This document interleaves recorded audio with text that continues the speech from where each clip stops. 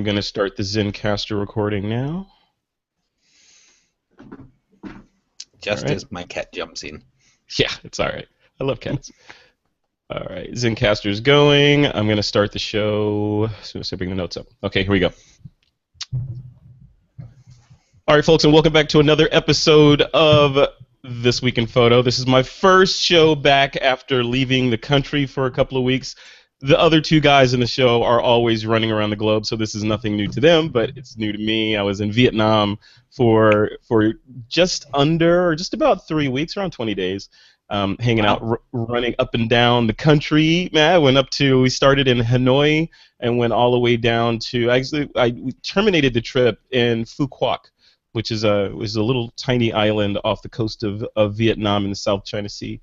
But it was amazing. You know, I got to say, I'll tell you, I'm going to record like something special to talk about it. I want to spend TWiP time yakking about that trip. But I got to tell you, a lot of revelations on gear, how to pack, what to shoot, what not to shoot, how to shoot, the importance of weather sealing, all that stuff. Because it tends to rain in Southeast Asia. So A little bit. A little bit from time to time. But it was good. So on the show, without further ado, we've got two of my good friends, Mr. Matt Granger and Mr. Martin Bailey. Hey, guys, welcome. Hey. Thank you.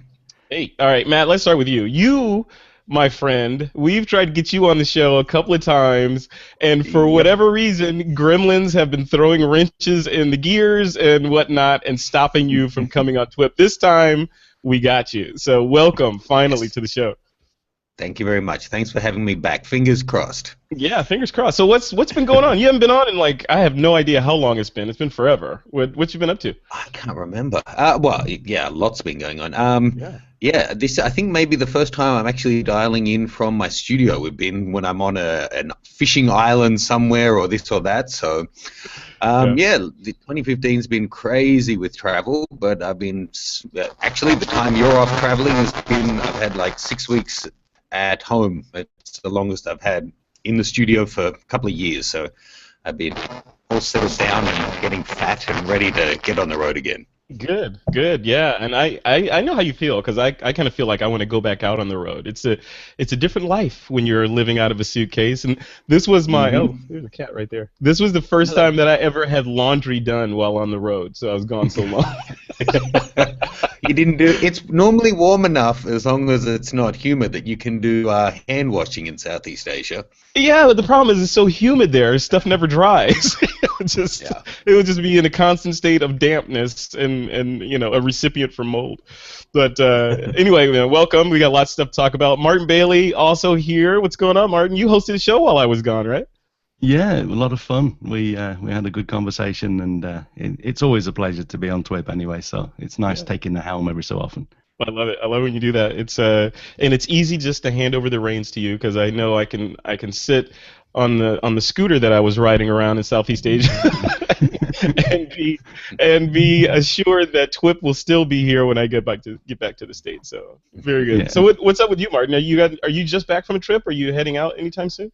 No, I've had a couple of months, well, just over a month at this point in the studio, but I'm off out again in January. Start my first of my 3 back-to-back winter tours in January, and then got a good 2016 lined up, plenty on the books. But yeah, it's been a same as Matt really. The last sort of this is a relatively easy time for me. Well, I mean, I say an easy time. I'm always doing something. I'm trying to write my next ebook and all sorts of other things. But yeah, it's a relaxed time of year for me. You guys are always. That's why I love doing the show, because you know, I feel like I'm doing a lot, and then I talk to you guys. I realize that I'm kind of sweeping up a little bit, and you guys are just crushing it. Like Matt, last time we talked, I remember. I think the last show you were on, you were telling us about this project you were working on, where you were doing nudes in like busy places, like going in like really quickly and getting shot and getting out of there without getting caught, and making these insanely cool artistic pieces. How did that go? So that we must have been talking a year ago then, because that's all done and wrapped, and a lot of it's actually on the wall back here, and some of that is from Vietnam as well. Okay. Yeah, it was good. That was my second book. We got it out the start of this year. That one was Public Bodies. The first one was private bodies, so people in their own homes, and now I'm shooting a couple of other ones. And I think it must be a tour thing, right, Martin? That this sort of December tends to be a quieter period, but honestly, I think the last month has been the busiest of my entire life. Really? Instead good, of right? coming home and then chilling. Well, yeah, self-inflicted. So we built this new set, started a new show, and I just released a new 6-month course. So we've been working like, I don't know, 100-hour weeks to get that all up online. So going to Vegas in 2 weeks for work, and that'll be the relaxing time. Love it. And we are getting a little static. Hopefully we'll be able to fix that in post. But if that comes through in the recording, apologies for that. We heard it when we were doing kind of the green room setup, and we're not sure where it's coming from. But we will try to fix it if you can hear it when this show actually hits the air.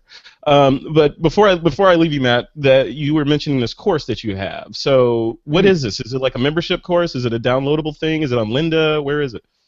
No, so it's my own one, but yeah, so it's 6 months, so it's 26 weekly lessons. In all my other courses have been you buy it and then you just download it all in one go, but this one gets delivered in 26 weekly lessons, so people get a video tutorial and assignments and course notes and that kind of thing, and so each week they log in and they've got a new lesson waiting there for them.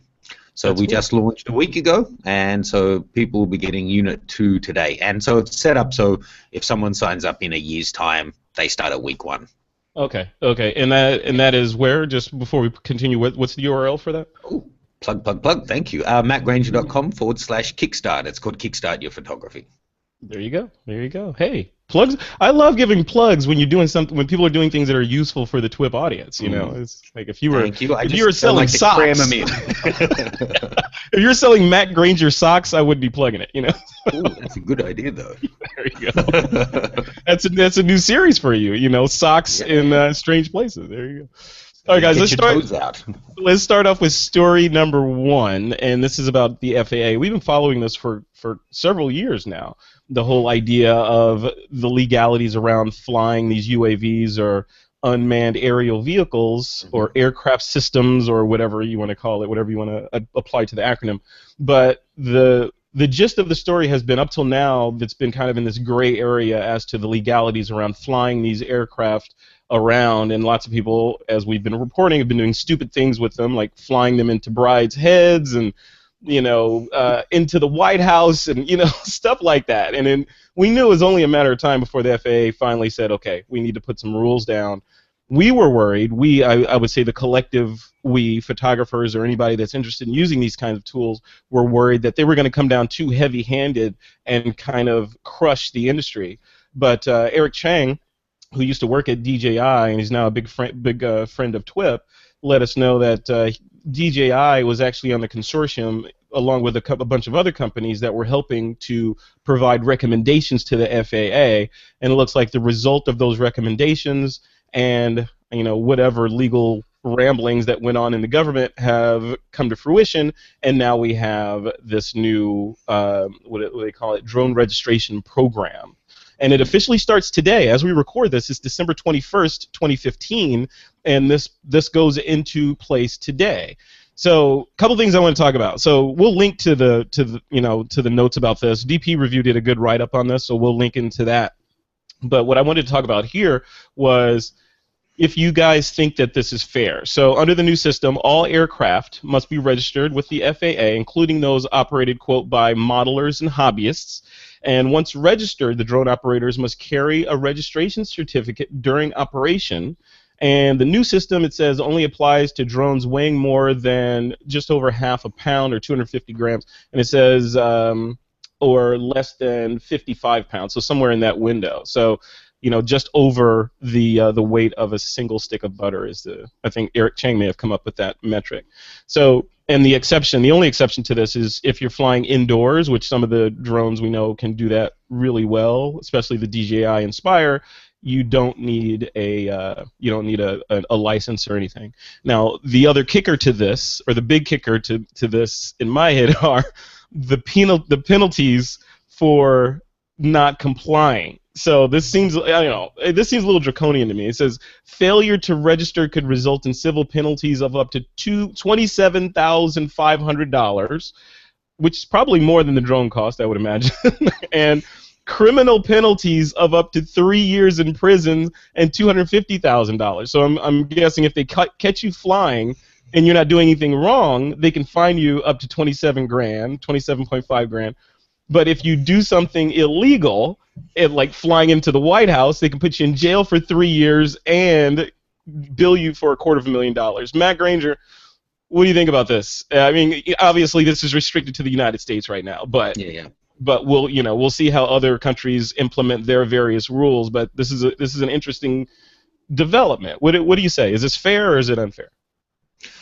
Well, yeah, as you said, with them getting so popular, something was going to have to happen. They were going to have to regulate it. It seems like all the countries around the world, even when I went to Bhutan, they're getting people wanting to fly drones, and they're like, we don't know how to regulate this. Yeah. So to be honest, I'm glad it came through FAA. It's a complicated issue, and it always will be, because we want to be on the side of photographers, but sometimes you have to take into account the common sense argument.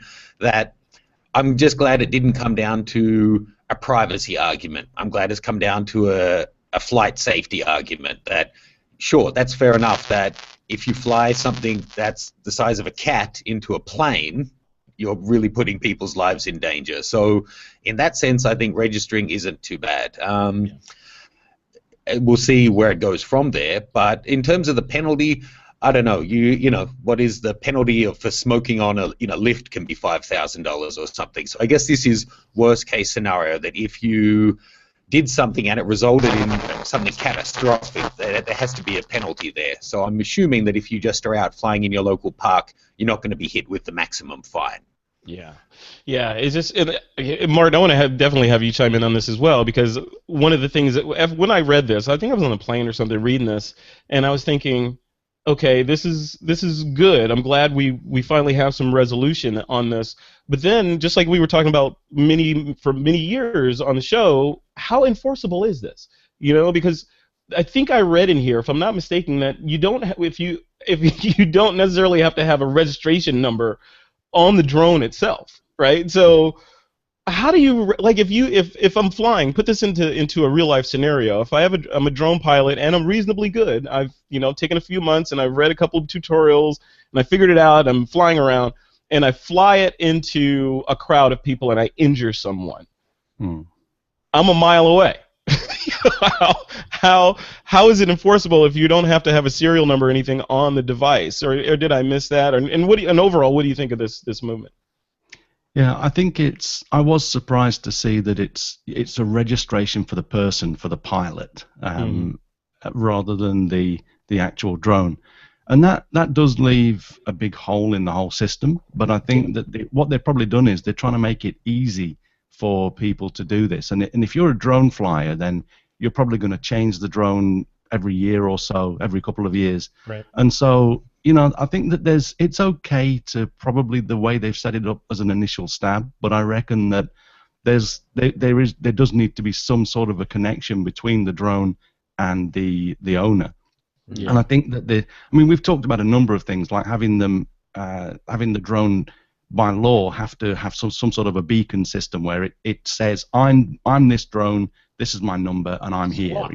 Squawk your ID. Yeah. Right. And so I think that what's going to happen probably is that, I think the biggest thing is that it needs to be simple, and what they need to do is to say, have a registration system, but then make it really easy for the drone owner to then go into a system and say, this is the serial number of my most recent drone, or these are my drones, and these what I might be flying. And then if it's easy, people will do it, and people want to fly drones, and I'm sure there's not going to be many people that, unless they do have the wrong sort of motives, there's not going to be that many people that will be trying to circumvent these things. If it's just a case of putting something in your pocket, carrying a license, I don't think it's a huge thing. What I reckon will happen, though, most of the time when people are flying drones, you can see where they are. I mean, I know that these things can travel huge distances now. You can set it all up by GPS and just have them go do stuff. So, but I think that at the end of the day, if you've got a piece of equipment that's cost you several $1,000s, and it drops down somewhere, you're probably going to go try and find it anyway. So I think, unless there are malicious intentions by the flyer, it sounds like a good move. I think that it's probably what we needed. If with that example, if I was flying a drone around and it dropped somewhere unknown and I had an inkling that it may have hurt somebody, and there's nothing that ties me to that drone, and I know that I'm going to jail for 3 years or going to pay $250,000, you know what? I'm probably going to eat the cost of that drone. Probably so. And if I didn't, that would be the Darwin Award for me to go find it. Yeah. I mean, it really is. I think that it will come down to some sort of a linkage between the device and the flyer. It doesn't seem enforceable without that, but. That's what had me scratching my head, because I'm thinking, I own a car, I've had motorcycles, and typically I need a license to operate these things, and the vehicle itself is tied to me through the license plate and the VIN number on those vehicles. So if something happens with that vehicle, they can pretty much tie it back to me and come after me. With the drones, it seems like they only went halfway. So it's like, okay. You registered, you have a pilot's license, now go fly anything, but if you crash it, we're going to come get you. But we have no idea how we're going to come get you, but we're going to come get you. It's a registration, not a license. That could be the next step, that if things go wrong, then they're going to start making people do a test to show they know how to fly them.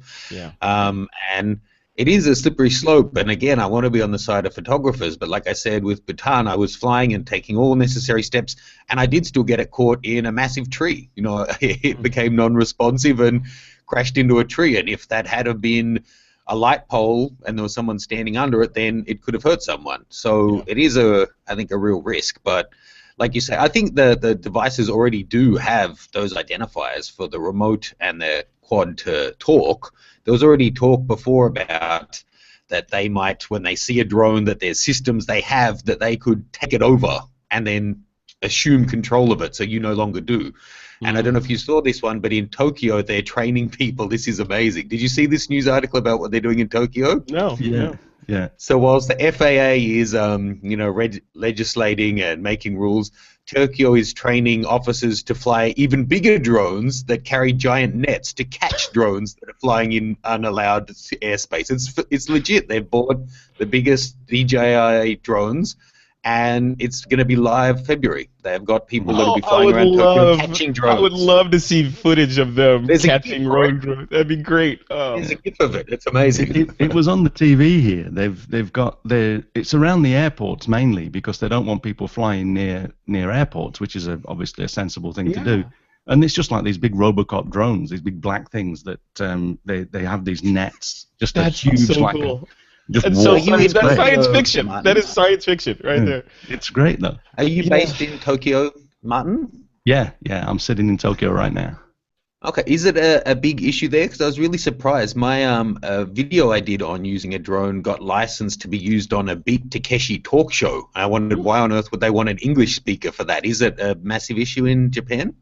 No, the thing that launched drones into the public eye here was some guy, as a protest against them considering restarting some of the nuclear power plants after the issues that we had in Fukushima. Someone filled a plastic bottle with sand, radioactive sand, from near the Fukushima power plant, and flew it in a drone and dropped it on the top of the prime minister or whatever, the Abe, the premier here. They dropped it on top of his house, basically his official residence, and the police didn't find it for a few days, which was a little bit embarrassing. And then, but that sort of threw them into the limelight, and now so everyone, there's been this big thing, they were used. It could, I think the point was that it could have been a bomb, and nobody knew about it, and so I think it was a good thing that the person didn't take it to extremes, but he was obviously got something to say, and he wanted people to notice. He used it. It was pretty cool the way he did it, but it doesn't make it right. it's just irradiated sand. I mean, just quote irradiated sand, but I mean, it could have been something much more horrific. Not a bomb. It could have been something biological or whatever, right? You know, which would have arguably been much worse and much more silent and deadly.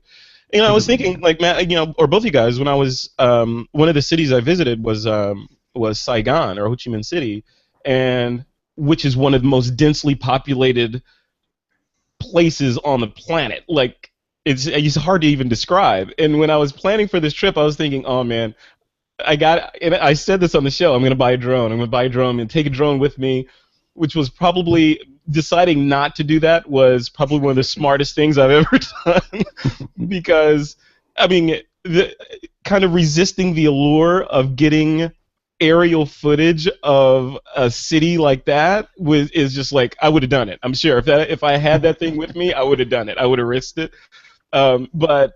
But invariably something probably would have went wrong with all the radio signals and everything flying around there, and if it fell out of the air, there's no way it could not have hit someone or something important, right? Or knock 6 people off the one scooter. Yeah, like pulling, carrying something else is crazy. So I don't know. I mean, what do you? So Matt, you kind of alluded to the fact that maybe this is just the first step in the U.S. with the FAA saying, we're registration is first, and then maybe next might be licensure, where okay, now you have to get a license to fly these things. Do you think it's going in that direction?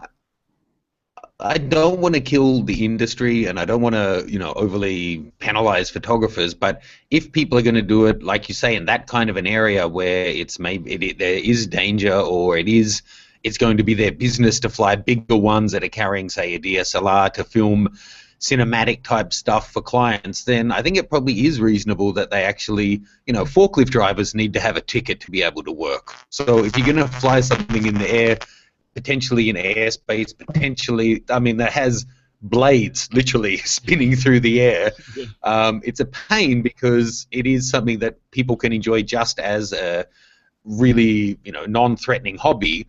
But there has to be, and I feel like I'm getting old to even acknowledge that there is a distinction there, and we need to regulate at some point. Yeah. But the risk is that it goes too far.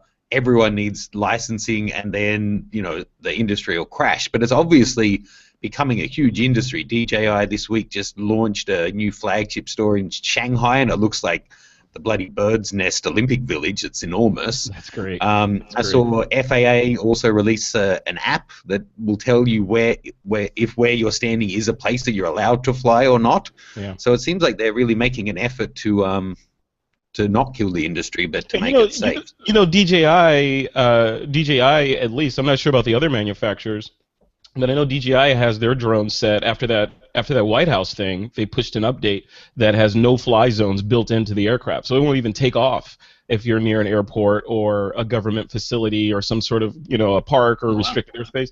Won't even take off the ground. But that said, many of these kits are homebrew, right? So you can build your own drone, and you don't have to build any restrictions into it. You can do whatever you want, which begs the question, like all of these rules that are coming up from the FAA and Tokyo's making moves, and all.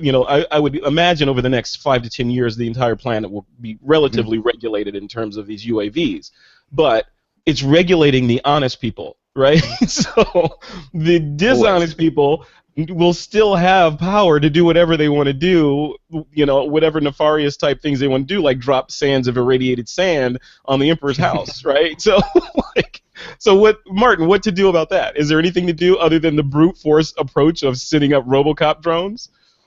Yeah, I think that's, this is probably the first step, but if someone does decide to make something like that, then it's obvious that they're trying to circumvent the restrictions that are in place. So slap them with the $250,000 fine. Yeah, but it's scary. I mean, that's assuming you catch them. I mean, it's like and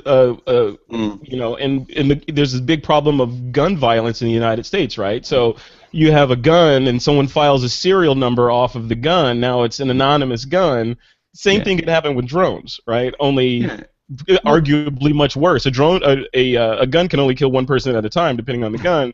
A drone, properly equipped, could do a little bit more damage. Just saying, right? So I think that what it is if someone the 3 years in prison and the $250,000 fine. That's probably for anything where someone takes a drone and does something that they really shouldn't be doing with it. But if someone does what you're saying, then it's a murder case, and there's all sorts of other stuff going off. So I mean, people will find ways to do stupid things and bad things with everything. We've been talking about the thought of licensing.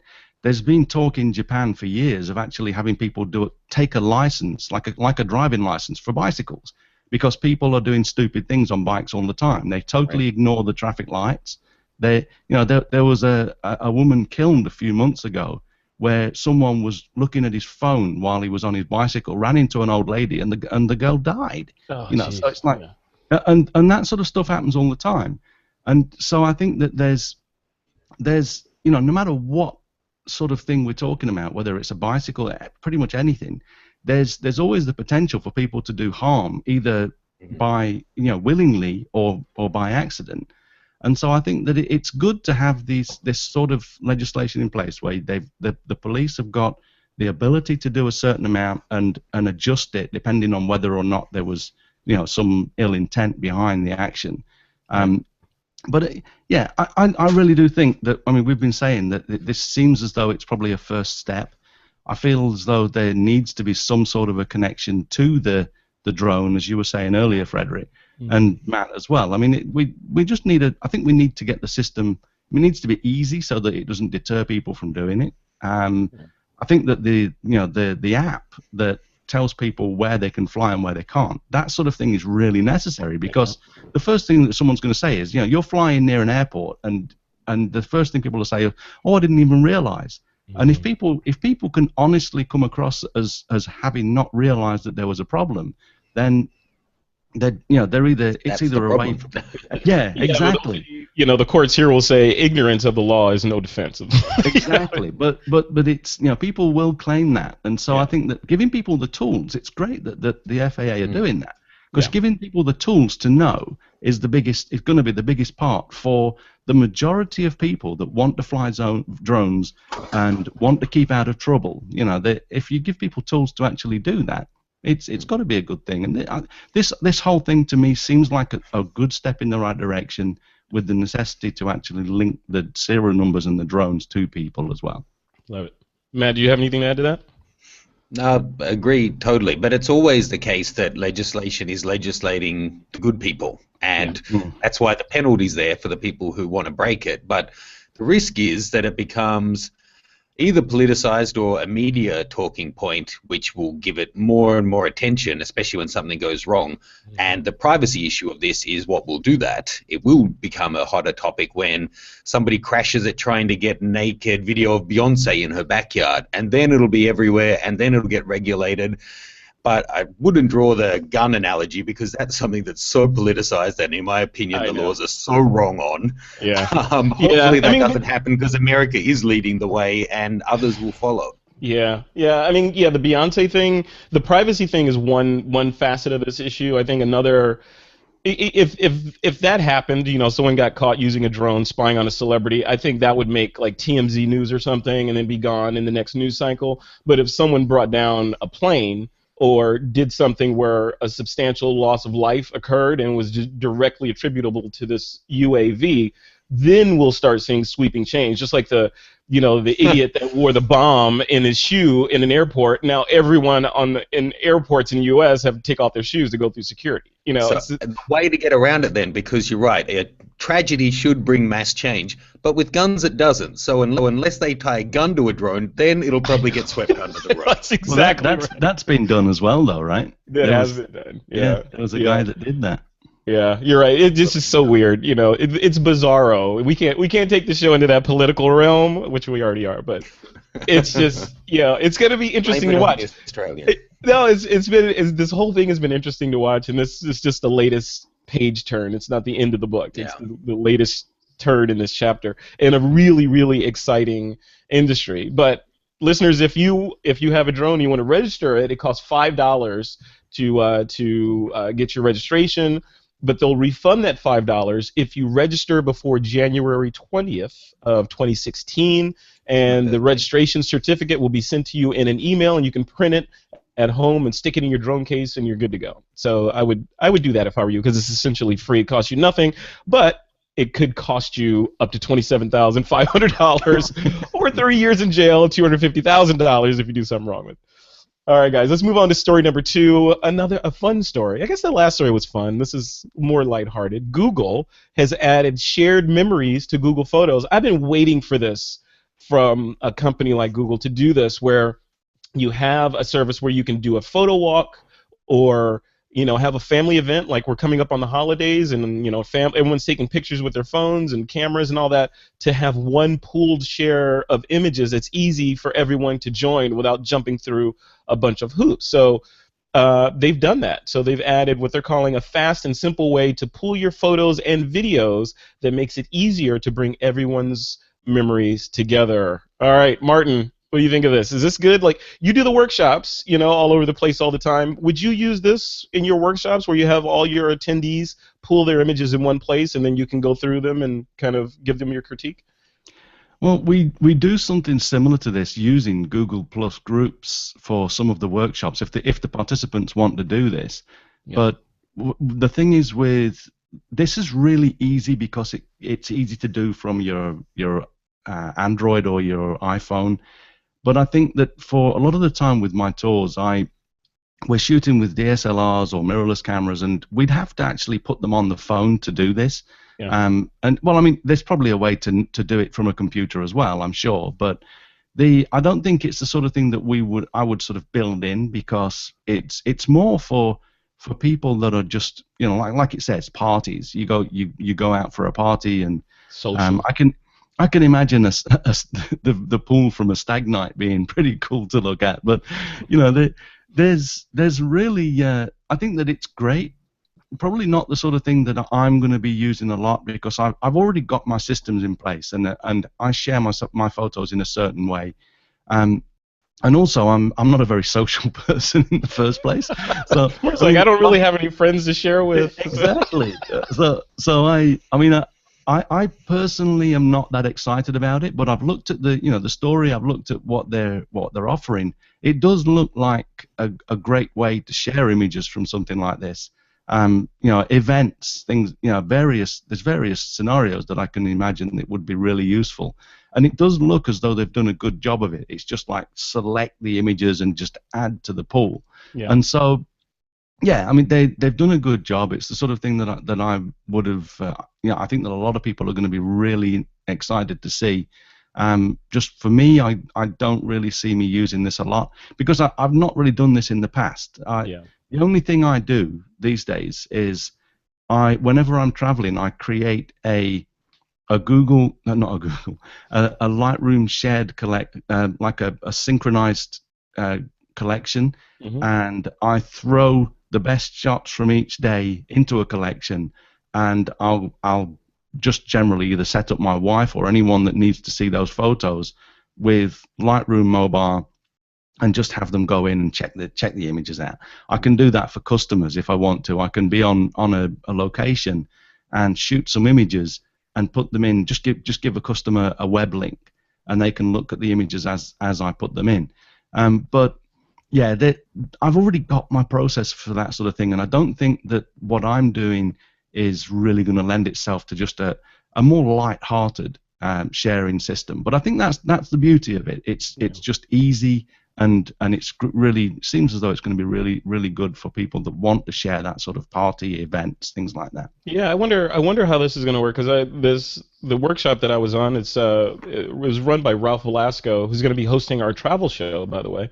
So it's run by him, and the way that he runs his, he sets up a Facebook group that it's a private Facebook group that all the participants have access to, and they upload and share images and like and comment and do all that sort of thing. But it's within the confines of Facebook, which I would argue most people already have accounts on. So, it's good to have these different choices. Matt, would you use something like this? As you go through your everything I was planning to say pretty much was what you guys covered, except that I have not used Google Photos at all. Oh. I use for personal stuff Facebook and for my new series where I want it to be a more restricted group. Then we have private Facebook groups for some of my work or my courses. Yep. And then Flickr for things that are semi-public, like say a photo walk where we want the participants to be able to share stuff, but then for the wider audience to be able, for anyone to be able to see them. So I'm sure there'll be people who are into it. I've been to weddings where they have like a special app where you can download the app and then share your photos and then everyone can see them. It makes sense to do, but for me, no, I can't see myself using it. Yeah, it's interesting. Yeah, I think you guys both hit it on the head. A service or a feature of a service like this is probably more geared towards social gatherings, like Christmas. Everyone's in there. They've got their iPhone, their Android phones. Or most, as per Flickr, most photos these days are being taken that way anyway. So they're shooting and throw them on Google Photos. If everyone's using this, they share a link and everyone's happy. So yeah, we'll have to see. I'll give it a try on Christmas Eve. We'll see how it works out. All right, guys, we're going to take a quick break. When we come back, we're going to look at take a look at a story that claims to have leaked photos and specs on a brand new Nikon, the D5. All right, guys, we are back. This next story, number 3, is about Nikon. So Nikon, this comes to us from our friends over at Petapixel, and it looks like they're about to rev the next flagship DSLR for professional photographers, and these are some linked rumors that comes to Petapixel via Nikon Rumors. And they've been sharing these specs for about a month, but it says now they've gotten their hands on some photos of the new D5, and we'll link over to this in the blog post for this episode. So it's got some small tweaks on there. They said it's got some kind of industrial redesigns on. It's largely the same. It's got a new ISO button, no mode button on top, a relocated video recording button, and microphone holes above the D5 moniker on there.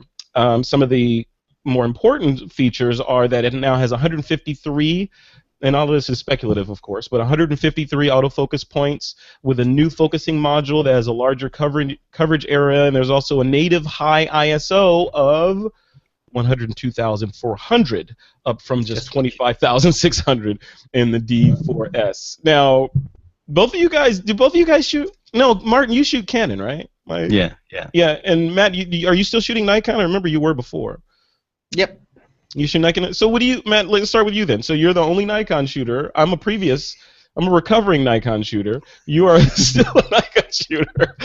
What do you think of this? Is this as per these speculative incremental changes, is this something that you would dive into? It's funny. First of all, I had a policy that I never follow rumors, but they're just so accurate all the time now. I really suspect that it's the company sharing this stuff. Yeah. So when this one came out, to be honest, two things. So first of all, I don't think at this point in the market that having 153 focus points and this ISO as opposed to 199 and that ISO will make a difference. People who are waiting for the upgrade are going to buy it. That's it. Yeah. They're not going to switch to the 1DX just because this is missing one small feature. But I wondered because Nikon announced a month ago, hey, guess what? We're working on the D5. Big whoop. And then 3 weeks later, photos come out. So, yeah, no surprise.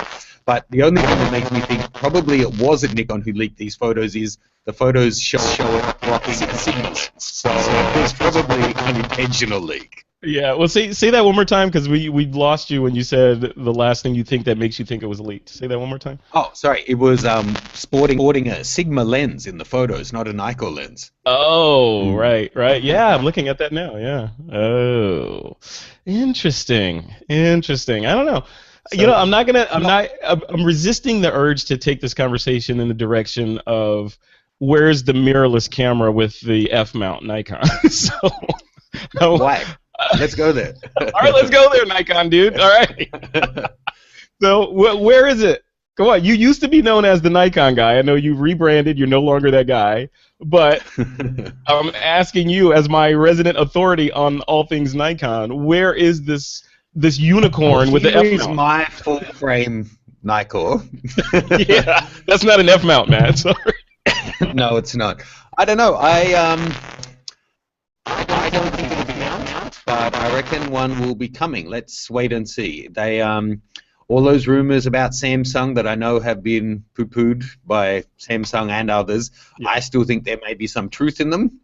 And if there is some kind of buyout going on, they would have to stay hush-hush about it, and not everyone would even know about it. So I hope they do, because they have to see the writing on the wall that Sony is killing it with a full-frame, interchangeable lens, mirrorless, and the Canon and Nikon lenses are not great. They're just not. But it wouldn't be F-mount, because to use the current lenses requires a flange distance of that big. So what kind of mirrorless is it going to be if it's just the same camera but with the mirror taken out? There's no advantage to that. Yeah. It would be something with a much smaller flange distance, like the Sonys, like the Samsung, like the Fujis, with a great adapter. You know, the Sony real adapters. I was actually really impressed. So I am actually using Sonys now as well. I've got the A7S2, A7R2. My buddy's rocking the R2. He was using the A99. He got the adapters, and the autofocus on it is phenomenal. Like, he's shooting the 135, 1.8, and it's as fast as a native lens. It really impressed me. So if Nikon could bring out an awesome one with a great sensor, with a great adapter that I can use all the Nikon lenses I have, I would consider going back from Sony to Nikon completely. Love it. Yeah. Yeah, when people say, yeah, it's coming, we know it's coming, I always think about that like, it's like the sun. You know, we know the sun is going to go supernova at some point. You know, but when? It's a good time of year to say Christmas is coming too. Come on, where's our bloody present? But I know exactly when Christmas is coming. The supernova, however, is going to be, you know, a couple billion years, 100 billion years from now, and it's not really relevant. You know, things will be a little bit different by the time the sun goes supernova. Let's just say. Martin, what do you think? This D4 or D5, is this something, I mean, even as a Canon shooter, is this something that tempts you to move to the Nikon side, or are you still stuck on Canon? No, nothing's going to tempt me to move, but that's not because it's not a great camera. It's just that I'm happy with my gear. Yeah. But I think that it is nice to see, you know, that a lot of the problems with this class of camera, you know, basically a sports and wildlife camera, is it's always the small focus area, and if that's being increased in size, that's got to be a good thing. 153 autofocus points, you know, it's probably just more of the sort of the changes that we've seen over the years. You know, 10 years ago we had 9, we had 7, then it was 40-something, 50-something, 60-something. It's a big leap, so I'm sure that the people that are waiting for the next sports wildlife camera from Nikon are going to be excited about it. I would be if it was in a Canon camera. But do you, Mark, do you ever wonder, like, are you because you shoot with these cameras, excuse me, all the time, are you the guy that's like, you know what, I really can't get the shots that I'm trying to get because I only have 100 focus points. I need 40 or 53 more focus points in order to be a really good photographer. I mean, that? No, I don't think any of it changes how good a photographer we are. I think what it does is it can change the photographs that we create. You know, there are benefits to having more if you're trying to photograph something. I mean, birds in flight, animals moving around, even sports events. Yep. If you want to focus on someone that's outside of that, you know, you've got a great shot lined up. All you needed to really nail that shot was a little bit wider focus area, then it's going to help some people. It definitely will. But having said that, I'm currently so in love with the 5D SR that I'm probably going to be shooting wildlife with it's like a 5 frames per second. The focus area is tiny compared to the 7D Mark II, which is currently my wildlife camera. I've sold the 1DX because I couldn't warrant keeping something that was 4 times the 7D Mark II in price. Yeah.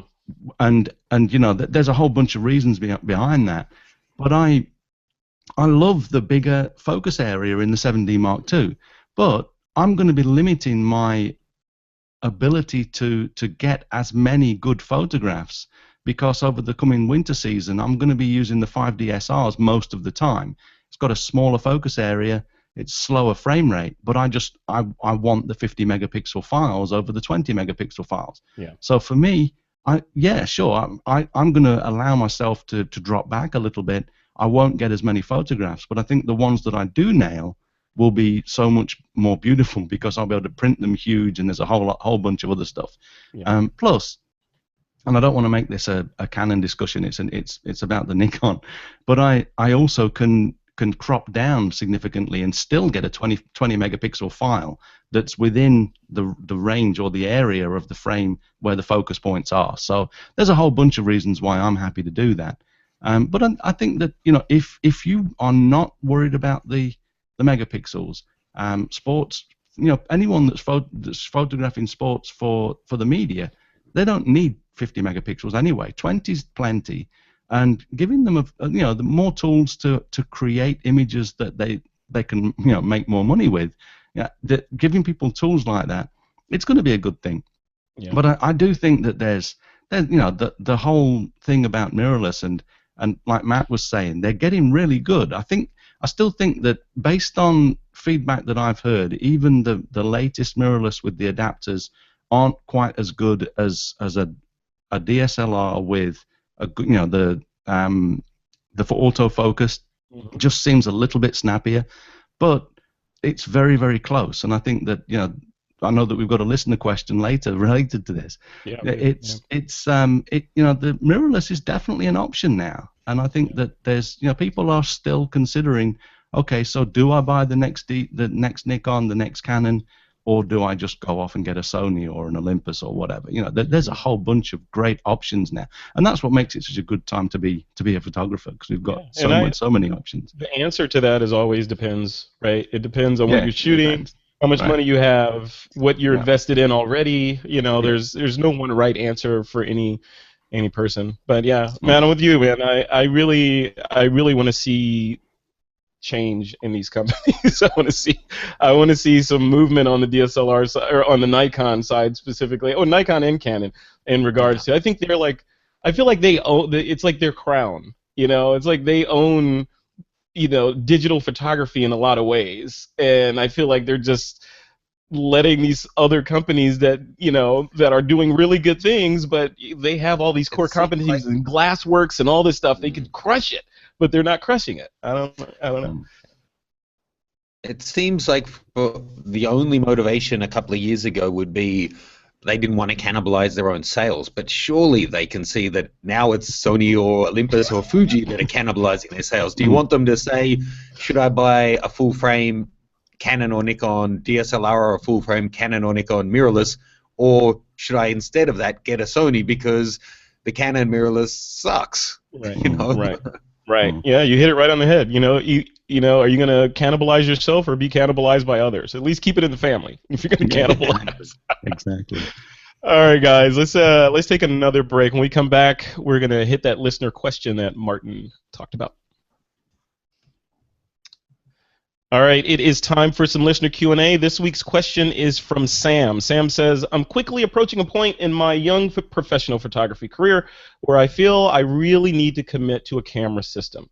I shoot Canon now and have invested a bit in equipment, but before I make any significant purchases, I really want to be sure about my choice. I'm pretty torn about the possibility of switching to a mirrorless system to keep future-proofed. Have any of you recently made the switch? If so, is there anything you wish you knew before you did? What's your favorite benefit of switching, and what was the most troublesome? So, Matt Granger, I'm going to throw it to you first. Martin has not switched and is not mirrorless. You were DSLR, and now I would assume you're hybrid, right? You're shooting both. Mm-hmm. Yep. So what do you think? So there's a couple of questions in here. So the first one is, So the first one is, anything you wish you knew before you made the switch? What would you say to that? Okay, so let's see. I'm still working my way through it. So there was features that the Sonys offered that I wanted, including the peaking, 4K video, great Zeiss lenses with autofocus. So, you know, they were all things that I wanted. My recent trip to Bhutan and Mongolia, I took the A7R2 and the D810. And I found that I shot with them probably in the key moments equally, but in the overall trip I did actually shoot more with the mirrorless. But there were, I guess we have to keep in mind that high-end mirrorless is only a couple of generations old, whereas high-end DSLR is 10 or 15 years old. Yeah. So that, you know, what Martin said is true as a general statement. It's probably true that DSLRs focus faster and whatnot. There are some fantastically fast combos out there, like the underpraised Olympus OM1. It focuses like crazy, man. I don't think a DSLR could keep up with that, actually. But there were some major disappointments. I actually made a dedicated video about all the things that pissed me off about the Sony. It locked up a whole bunch. It was laggy a lot. Now I'm finding that they overheat like crazy when I'm filming 4K. Like, what's the point of spending all that for a 4K camera if you can't actually do any decent clips on them? Yeah. So without knowing what he's shooting, I'd say you really want to figure that out. Like, work out what's going to meet your needs and forget about system. I don't think, even though mirrorless is, you know, seems to be really taking off, I don't think in 5 years we'll find they've stopped making great DSLRs. So I don't think you need to future-proof yourself in that regard.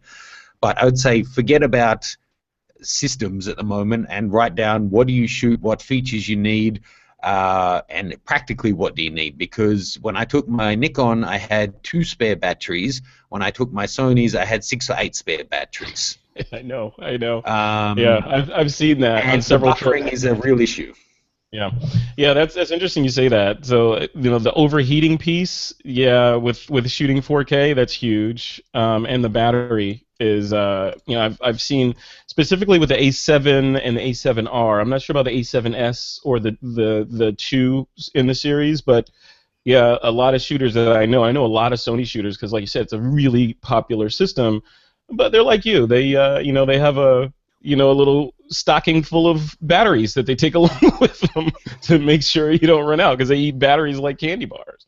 But, you know, if it means you're going to get the shot, then batteries are relatively cheap and light. So, you know, get more batteries. Problem solved. And at the end of the day, that is what it comes down to, right? And there were times where having the mirrorless as a really lightweight kit when I was, say, climbing Tiger's Nest mountain. I was glad not to have my DSLR and 24-70. I was quite happy with the small DSLR. And from all the trips this year where I've been using mirrorless, I'm really happy with the results. Yeah. So that's also part of it. But there were also times where I was cursing and screaming and shouting because they were freezing up, and I missed shots that I would not have missed for sure with my DSLR. Yeah. The worst feeling in the world is seeing a once-in-a-lifetime shot slip by because your camera is not wired properly to your brain, you know. Yeah. All right. Martin, you have anything to add to that? Not really. I mean, Matt nailed most of what I was also thinking. It really depends on what Sam wants to shoot, and, you know, the lenses, the lineup of lenses is always something to consider as well. You know, if Sam is going to be shooting something where he needs telephotos, can he get them within the, you know, the mirrorless lineups that he's looking at, or she could be. I mean, I'm assuming Sam's a he, but I could be wrong, and if I am, I apologize. Mm-hmm. I think that it really is just a case of looking at what's available, and just making sure that it's going to be adequate for the sort of things that you want to shoot. And if you don't really need really long lenses, and you don't need, I mean, there are now mirrorless systems that are weatherproof as well, so it doesn't need to be ruled out. But if you need weatherproofing, there's certain things that you need to look into. There's a whole bunch of stuff that you need to keep in mind. But like Matt says, you know, DSLRs aren't going anywhere. Future-proofing, I would say that you would be, even going out on a limb here, you'd be better off staying with DSLRs if you want to future-proof yourself, because the mirrorless systems are still very young, and we don't really know where they're going to be in 5-10 years' time. Right. They probably will still be using the same lenses, but I would, if I had to bank on one or the other, I would stick with DSLRs for future-proofing, because the technology's been around so long, from the film days, that most of it is probably still going to be here, you know, and the same in 10 years' time. And you know, the other thing about that is if speaking to the point of future proofing with DSLRs, if you stick with your DSLR now and there's this mad rush to mirrorless, that doesn't mean all the lenses and glass and all that stuff that were built for the DSLRs evaporates and gets crushed. It's still there. Now you kind of have the pick of the litter of all these lenses on the cheap that you could get, and still, it's not like you're going to make substandard images. You're still going to make amazing images. You're just not going to be using, the mirrorless systems and having those benefits. Well, I think Matt mentioned earlier that there's no benefit to just taking the mirror out of a DSLR, but I playing a little bit of devil's advocate here, the mirror is the reason that we've only got so many frames per second, because they have to get that up and down each time. If you have like an electronic shutter, getting rid of the mirror in a DSLR or in a full size body can actually have benefits, whereas it can just allow us to go to stupid, really, really high frame rates and things like that. So, and plus you still keep the depth of field and the sensor size and all of that. So I think that there are even arguments for that. And of course, if that happens, then all of the glass. I mean, I've mentioned it before. I've got one lens in my lens cabinet behind me that costs more than a small car. I don't want to be replacing that if I can. So I think that as far as future proofing is concerned, there are things to consider when going to a mirrorless system as well. So, but it really is just a case of weighing up all of your options. And I don't think that with the information that we've got here, without even knowing the sort of photography that Sam is shooting, then I think it's difficult to say, yes, this is what you should do. Yeah. It's always like when someone says, hey, what camera should I buy, or should I buy this camera? It's like, okay, that's like asking someone, hey, what person should I marry, or what car should I buy? The answer is always, it depends, dude. It just depends.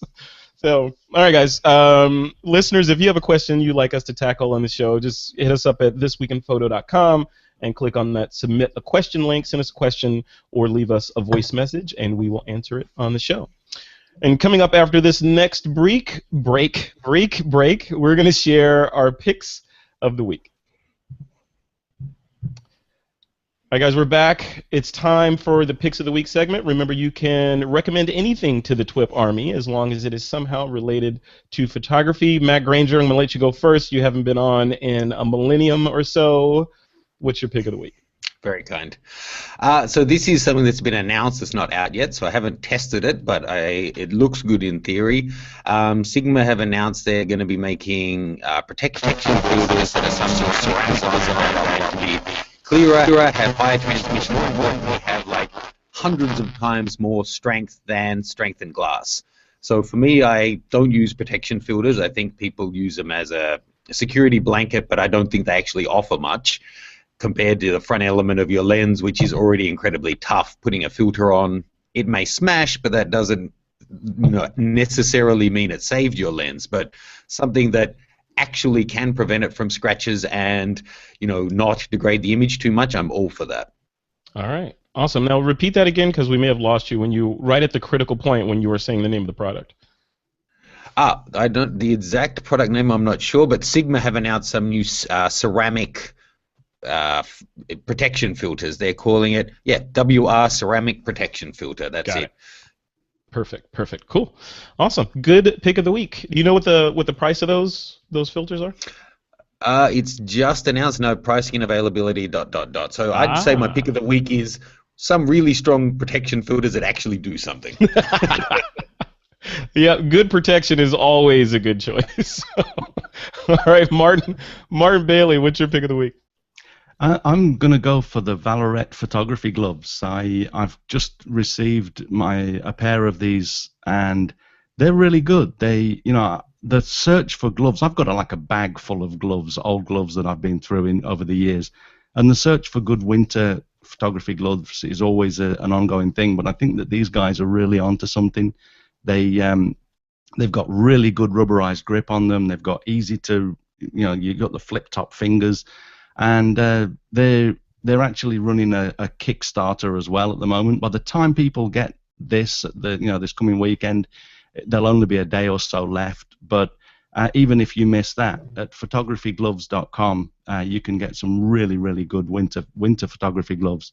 They've got all sorts of things on there. They've even got like a built-in microfiber back, so if you need to in a push, you can just wipe your lens with the back of your glove. All sorts of things, and they're not overly expensive either. So check out the Valorette photography gloves at photographygloves.com. And I missed it. Did you say that these gloves actually have the capacitive touch fingers on there, so you can operate your cell phone or touch? You have to flip the top. They're quite thick. They are relatively warm gloves, and usually the ones that you can use without flipping your finger out are really thin, so that they can get the electrical the electrical pulses from your hand go across. But when they're really thick, so you do have to flip the top of your finger off. But the grip on them is really, really good. It's like a soft rubber. Doesn't look very flimsy. It's not the sort of stuff that's going to be peeling off or anything like that. So you've got really good grip, and the gloves are thin enough that you can use most of the controls. You can still use the aperture rings and the rings on the back of the camera, things like that. But if you really need to fit, I find that what I need to do more than anything is when I'm changing CF cards, things like that. And there are times when you just have to take your fingers out. But it's really easy to do that. And so, yeah, I'm really liking these gloves. I've not used them in the field yet. I have played with them, and I will be giving them a really good field test over the winter months coming up. But yeah, I can see already from the build and the features that they've built into these gloves that they're onto a winner. All right. Well, we'll check in with you after you've had a chance to put them through their paces. And this company, Valorette is the company, Valorette Photography Gloves. Yep. Their URL has got to be the best URL for a photography product. Their URL is just photographygloves.com. You know, right. how can you even if you're driving, you can remember that when you get to the office, right? Exactly. Right. Yeah. Love it. They've done a good job. Yeah. All right, guys, my pick is actually a tip and not an actual product. And this is one of those pearls of knowledge that I culled from this last trip to Southeast Asia, Vietnam. So I'm going to rant about this on my other YouTube channel, but I'm going to give you a preview of the rant here. So in preparation for this trip, Frederick goes to AT&T, the AT&T store in his neighborhood, to let them know, hey, I'm going to Southeast Asia. I need you to ring me with your international calling plan so that my phone will work when I get to this said communist country, right? So, yeah, Matt's shaking his head. AT&T proceeds, and I have the guy's name here. I'm going to have to call him out. His name is Mario Delgado. So Mario proceeds to sell me a plan on AT&T after I told him, dude, I'm going to Vietnam. I just want to make sure my phone works. You know, all good. I've done this before when I went to Paris, and it worked like a charm. I'm going to Vietnam this time. Let's hook me up. Charged me, said, you're good to go, Frederick. You're not going to have any problems. Enjoy the trip. Come show me some photos when you get back. I get to Vietnam. Nothing works. I call, and I start getting these nasty text messages from AT&T saying, you're over, and we're going to shut your phone off and all this stuff. So I call AT&T. And they say, oh, hey, I don't know what you're talking about. We don't have any coverage in Vietnam at all. We don't have any roaming agreements or anything there. It's going to be $2.50 a minute for calling and some ungodly number for data, you know. So, long story short is, through a series of gyrations, I had to end up, because my phone was locked. It's a locked phone on AT&T's network. And because it was a locked phone, or many of you may have been saying, hey, why not just go get a SIM card and stick it in there and rock and roll? Can't do that because the phone was locked. So I had to end up going to a local store in Vietnam, buying a new phone that's unlocked, and then buying a little cheap SIM card to put in there so that I could at least iMessage and get data and all that stuff while I was in the field. All because of AT&T. Thanks for nothing, AT&T, for trying to destroy my trip. I have not gone to said Mario Delgado to have a conversation with him yet, but I will be having a conversation with him hopefully before the holidays. So my tip to the TWiP listeners is to, I know it's going to cost more to get an unlocked phone here in the U.S. I don't know how it is in Japan or in Australia, but here it costs you an arm and a leg to get an unlocked phone if you're not bound to a particular carrier. But if you're going to be traveling a lot, or at all, I would recommend getting an unlocked phone so you can get that local SIM card for, I think I paid, God, what was it? Like the equivalent of $10 or something. And I had data and voice for the entire almost month that I was there. Get in there and I was good to go. So do that from now on. I now rock a completely unlocked iPhone 6s Plus that I purchased in Vietnam, and this is what I'll be using from now on. So I need comments on this. So from both of you guys, Matt, both of you guys travel outside of your native countries all the time. How do you handle the cell phone issue and staying connected? Unlocked phone. Unlocked phone. It's almost always better to, I find for me anyway, to grab a SIM when you land. Last time I was in Vietnam, I literally went to a lady who had a table on the street, not even a table, just a woman sitting on the street who was selling SIM cards. She cracked open a thing, stuck it in my phone. I think it was $1, and that gave me data for about a week. America's probably the worst. It costs $40 or $50 to get a month of data, but pretty much everywhere else, it's a lot cheaper. The only thing is you lose your number, but if you're using things like WhatsApp or whatever, it's registered to the phone anyway, so you don't lose that. Yeah, and that was the big lesson. Martin, are you the same? Do you rock an unlocked phone, or are you bound to your carrier? No, I'm bound to the carrier, and many times I've thought, you know what, I'm just gonna, the next time I upgrade my phone, I'm gonna keep the old one rather than part exchange it. But I've never done that, and I generally regret it. What I end up doing is just have to wait for Wi-Fi signal. I do everything on Wi-Fi, and that works in most countries. In Iceland, it's fine for me. In Namibia, it causes problems because that a lot of the places, even if they've got Wi-Fi, it's really slow, and you can't Skype, you can't even get email sometimes. So it really depends on where you're going. If you think that you're going to have good Wi-Fi coverage, then it's not such a big deal. But if not, an unlocked phone's the way to go for sure. I got to tell you, you guys, you're both right. The another thing that I learned was how far behind we are in the United States in terms of just data. Period. In Vietnam, like you were saying, Matt, dirt roads, little hut selling stuff on the side of the road. All of them had hotspots everywhere. free Wi-Fi.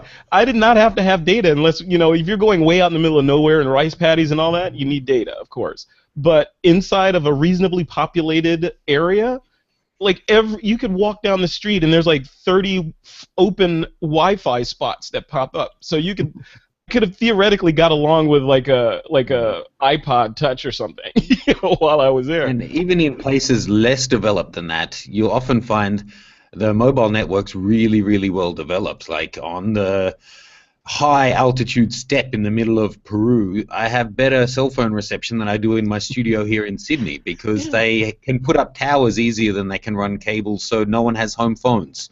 So a cell phone, and it's only 3G data, but fine for email. It's everywhere. It's everywhere. I was out in the Halong Bay in Vietnam, out in the middle of nowhere, floating on a boat. We spent the night on a boat in the middle of nowhere. I had 4 bars of signal. It feels sort of primitive here, and I kind of don't want to be connected, but I'm still connected. I'm getting email, floating in my little cabin, doing email. It's craziness. But anyway. I emailed you while you were away, and you were like, "Can you FaceTime?" I'm thinking he's in Vietnam and he wants to FaceTime. That's right. I was flush with data. I could do anything. I was Superman. It's crazy. And then I come back here, and my phone is like, "Oh, I gotta get a signal. Oh, it's 3G. Oh, now it's 4G. Oh, it's back to 3G. It's craziness. All right, but anyway, get an unlocked phone. That's my pick of the week. All right, guys, before we sign off, I want to find out what you guys have coming up in the coming months. Martin, I know you're always running the world. What's on your docket for the next couple of months? Yeah, well, we're less than a month away now from my Hokkaido landscape tour, which is it's a new tour made from some various locations that we visited over the years. We've got one place left open on that still. I mentioned this a couple of weeks ago. Still have one place if anyone's interested in doing some minimalist, sort of Michael Kenner-like winter landscapes, and that's at mbp.ac/HLPA. And we're also, most of the other tours are still sold out, but we still have spaces on my Greenland tour next year as well, and that's at mbp.ac/Greenland. Very cool. Very cool. Always busy, man. You are like how many months out of the year are you actually sleeping in your own bed? Well, I know people that travel. I've got a good friend who I did Namibia with this year. His name's Jeremy Woodhouse. He does like 14 tours a year, and they're all two weeks long. He never gets home. My winter season is really busy. I'm away for pretty much the whole of the winter. Once we get into January, I'm going to be away pretty much until March. Mm-hmm. But then for the rest of the year, I try to do just 1 or 2 tours per quarter, because that gives me time then at home to write ebooks and I'm basically a one-man band here, and although I'm looking for a reliable assistant, I'm still doing it all myself, and so I have to have block time at home to do all of the other stuff, even just marketing future tours and preparing for them. I'm working on a Namibia tour for 2017 that I'm doing. We're just finalizing the pricing now, but I have to do all of this and then market it and get it all rolling. So I need time in the office as well. Yeah, you should collaborate with Mr. Granger over there. He's got an army of minions helping him do cool things. Yeah. I actually need to pick his brain about that too. I need to understand how that minion, Jedi mind trick stuff works. That's it. I'm updating my pick from filters to get yourself a good assistant. It will change your life. Yeah, I keep hearing that, and I'm just like the definition of insanity. I keep hearing that. I know I need to do it, and then I still don't pull the trigger on it. But I will. 2016, I will. There'll be an army of assistants helping us build this network thing. Cool. All right, Matt, what's going on with you, man? What's coming up? Well, so the rest of the year I'll be just flat out working on the Kickstart Your Photography course. So being 26 weekly lessons, we got a lot of content to make and get all of that together, and interacting with the new community. That one's at mattgranger.com/kickstart. And then the traveling starts really early. I'll be off to Vegas on the first week of January for CES and for shooting, then LA. Over the year, a lot. I'll be over to Japan in February for CP Plus and workshops. Oh. Then, likewise, I'm doing a Namibia tour. That one's just sold out mid-year. Peru, Bhutan. Bhutan's actually officially going live this weekend, but it's kind of had a lot of pre-sales already from EOIs. Mongolia, I'll be going to Germany later in the year, and hopefully Burma and Cuba through the year as well to do some recce's for future tours. This is so cool. That just blows me away. When you guys rattle off all these countries that you're going to, it's just like that's like you're living the dream. You're living the dream, and training people on photography at the same time. So Matt, for those courses, the people can find them all those tours at mattgranger.com. Yeah, so all of my workshops and downloads and everything you can pretty much get to from /workshops. But so the tours are, well, it's a travel tour. I assume kind of like Martin's. It's a mix of travel and photography advice. But then when I say in Japan I'm going for a workshop, that's to just do an actual workshop, not really a traveling type thing. So I just do the 4 tours per year at the moment. Okay, you're gonna increase that at all, or are you gonna keep it at 4? Yeah, well, no, we're stepping it up a tour at a year. So we started with just Peru, then Peru, Mongolia. Next year, adding Namibia and Bhutan, and then I'm looking to add Cuba, Burma. I got a whole list. Love it. And these are these 2 weeks each or one? They vary. Normally around 14 days, 12 to 14 days. Yeah, it's a good amount of time. All right, guys. Well, thank you both for coming on the show. It's been an educational, and we had even a little bit of TWiP controversy in the beginning there with the drone conversation. So thank you both for coming on the show. Very much appreciated. And we're nice to meet you, Martin. Yeah, I know. You guys have just met. That's yeah. I always assume people that come on TWiP know each other. I don't know why. We're one big happy family. Now we do. Now you do. Connecting the dots. All right, we're at the end of another episode of This Week in Photo. I want to thank our sponsors, Audible, FreshBooks, and Lynda for their support of the show. It's lynda.com. And with that, be sure to visit us at thisweekinphoto.com. We'll link to these guys' websites, social, Twitter, Google+, YouTube, all that stuff from the blog post for this episode. And it's time to take that lens cap off.